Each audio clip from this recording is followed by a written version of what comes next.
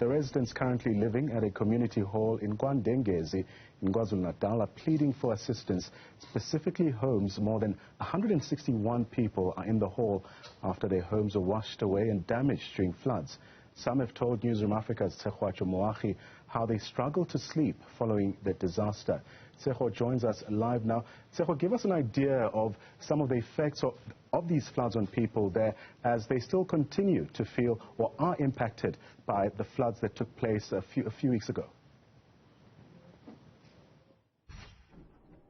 Well, good afternoon, Ntlantla. A very desperate situation here and quite heartbreaking to speak to people who have lost everything. We spoke to a man here by the name of Vusikulu.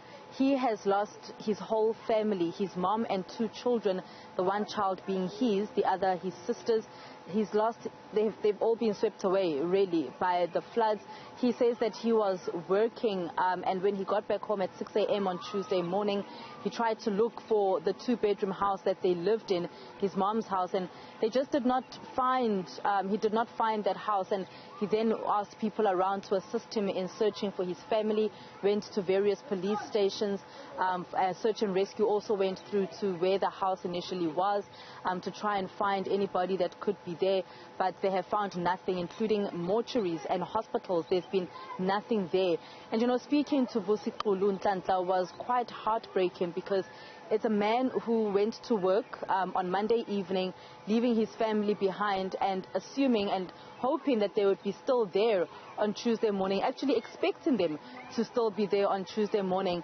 But he then finds that they've all been swept away by the floods. And, you know, you could tell in his eyes and just the way that he was speaking to us that he really is devastated by what has happened and just wants that bit of closure of being able to find his family. That's just but one story here at the KwaNdengezi Community Hall here in KwaZulu-Natal. Now, Ntlantla, as you mentioned, 161 people that are living at this community hall, but according to the councillor when we spoke to him earlier, about 430 people have been displaced just in KwaNdengezi in Ward 12 specifically.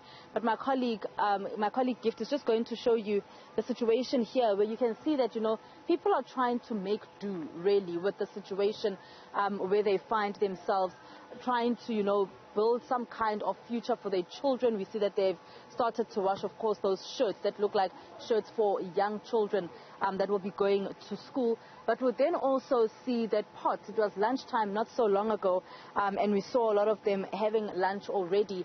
But they'll obviously be, you know, they're trying to make means with what they have. At the moment, we saw the cooking taking place.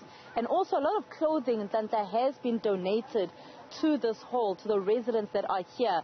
And some of them telling us that the clothes that they have are clothes that have been donated because they were forced to jump out of their windows and, you know, get to safety during those floods. We spoke to a man who was in his house at the time with his wife and children, and a 9-bedroom house came tumbling down that particular evening.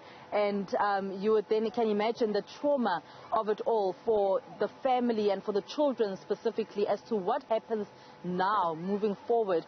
We understand that there are some matric learners here, but they aren't here at the moment, and we understand that they are studying. They try to study even in the evenings. They try to get as much studying as possible via candlelight for some of them.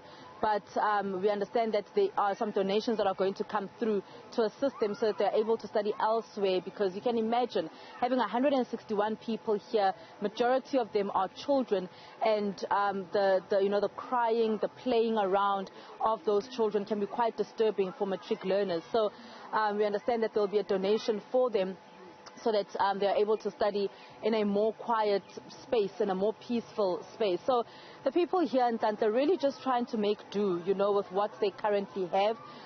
We spoke also to a lady who lost her 3-year-old child who was going to turn 3 this year in August, and she tells us that the floods have really affected her and her family because they don't have a house anymore, and she's got 2 other children that she needs to be looking after, 2 young children that she needs to be looking after. So they are really just inquiring and hoping that they'll be able to get homes and homes soon so that they can try and rebuild. But also for those that would like to bury their loved ones, that are planning to bury their loved ones that have actually been found, they would also like to do their rituals, and to do their rituals in a space that they can somewhat call home, but not in a space, of course, where there are so many people around them.